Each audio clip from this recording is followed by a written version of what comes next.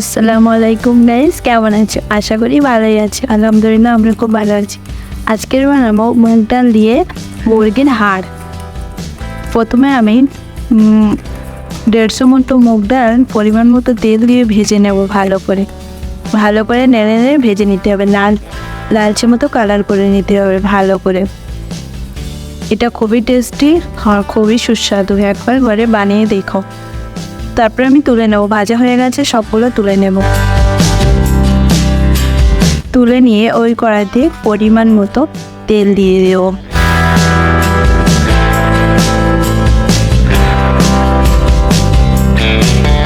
তারপরে আমি 2টো তেজপাতা, একটা এলাচি, লবঙ্গ সব কিছু দিয়ে আর হালকা একটু জিরে মরিচ দিয়ে আমি এটাকে ভালো করে ভেজে নেব। ভালো করে ভাজা হয়ে গেলে তারপরে আমি পেঁয়াজ বাটা, কাঁচা লঙ্কা বাটা আর শুকনো ঝাল বাটা সবই একসাথে বেটে আমি ওটার উপরে দিয়ে দেবো। ভালো করে এটাকে ফ্রাই করে নিতে হবে, ভালো করে নেড়ে ফ্রাই করে নিতে হবে। এই মুগ ডাল আর এই মুরগির হাড় দিয়ে যে রেসিপিটা বানাচ্ছি সেটা সব কিছু আজকে বাটা মশলা দিয়ে করবো, আর বাটা মশলা খুবই টেস্টি লাগে। তারপরে এটাকে ভেজে নেব ভালো করে 2 মিনিট মতো। এটা ভাজার পরে তারপরে আমি দেবো টমেটো বাটা। তোমরা চাইলে মিক্সচার মেশিনেও গ্রাইন্ড করে নিতে পারো। তারপরে টমেটোটা দিয়ে এটাকে 2 মিনিট আমি ফ্রাই করে নেব। প্রথমে মশলাগুলো ভালো করে ফ্রাই করে নিতে হবে, তারপরে স্বাদটা অন্যরকমই আসবে। এটাকেও ফ্রাই করা হয়ে গেছে আমার 2 মিনিট মতো। তারপরে এর উপরে দেব আদা বাটা আর রসুন বাটা।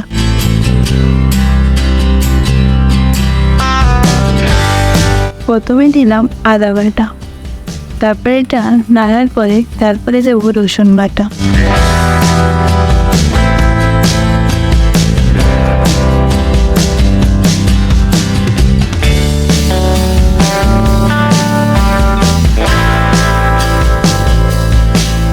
তারপরে আমি রসুন বাটাটা দিয়ে আবার নেড়ে নেব।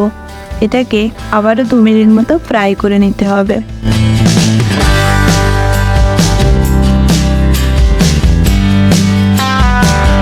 তারপরে আমি ডালটা ঢেলে দেবো, ফ্রাই করা যে মুগ ডালটা ছিল সেটাকে ঢেলে দেবো। দিয়ে এটাকেও 2 মিনিট মতো আমি নেড়ে নেব। মশলার সাথে ভালো করে মিশিয়ে নিতে হবে।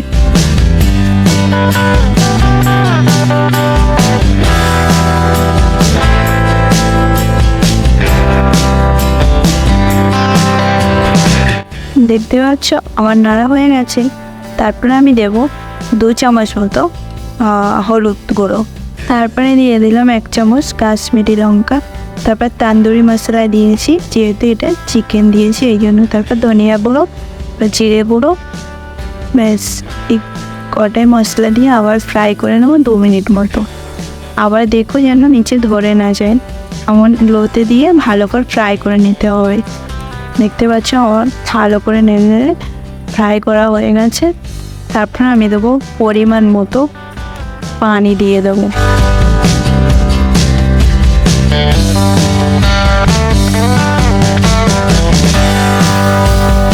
পানিটা দিয়ে আবার ভালো করে নেড়ে নেব।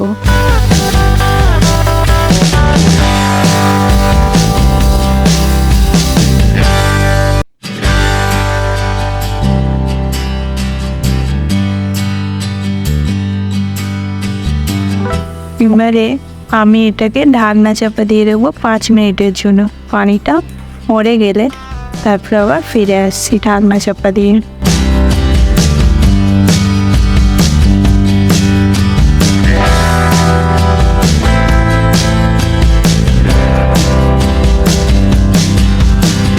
দেখতে পাচ্ছ আমি এখানে হাফ কেজি মতো চিকেনের হাড্ডি নিয়েছি, আর হাড্ডি চিকেন দুটোই মিক্স আছে। তারপর আমি দেখতে পাচ্ছ পানিটা মরে গেছে, আমাদেরকে ভালো করে দেখাচ্ছি। দেখো পানিটা ভালো মরে গেছে। পানি বেশি থাকলে কিন্তু ভালো লাগবে না খেতে। যেহেতু গোশতটা আমি এখনই ঢেলে দেবো, ডালটা একটু গলে এসছে নুনটা কিন্তু আগে দেবে না, যতক্ষণ না ডালটা গলে যাবে ততক্ষণে নুন দিতে পারবে না। তারপরে আমি এখানে গোশটা ঢেলে দিয়ে নেড়ে নেড়ে নেব, পানিও দেবো না, ভালো করে নেড়ে নিয়ে এটাকে আবারও 10 মিনিটের জন্য ঢেকে রাখবো। 10 মিনিটের জন্য হতে দেবো।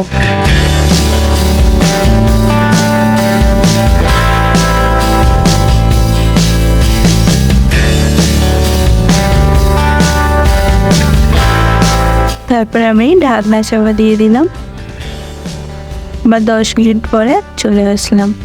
দেখতে পাচ্ছ গোশ থেকে কতটা পানি বার হয়েছে। আমি এখানে মোটেও পানি দিইনি। এই পর্যায়ে আমি লবণটা দিয়ে দেব, 2 চামচ মতো লবণ দিয়ে দেব।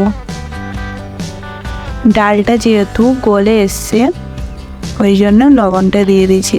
এটা খেয়াল রাখতে হবে, ডাল যতক্ষণ না গলবে ততক্ষণ না লবণ দেওয়া যাবে না। তারপরে এটাকে নেড়ে নেড়ে আবার 5 মিনিট রেখে দেবো আমি।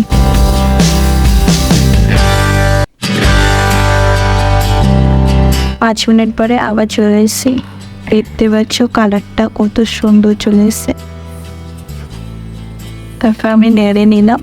তারপর আমি দিয়ে দেবো এলাচের গুঁড়ো।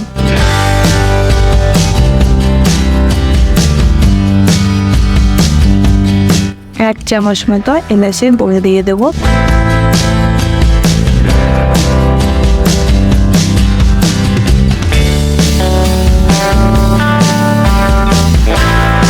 খেতে কিন্তু অনেক সুস্বাদু লেগেছিল।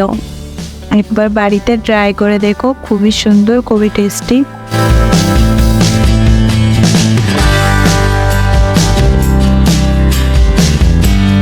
তারপর আমি এলাচি গুঁড়োটা দিয়ে ভালো করে নেড়ে নিয়ে পরিমাণ মতো পানি দিয়ে দেবো।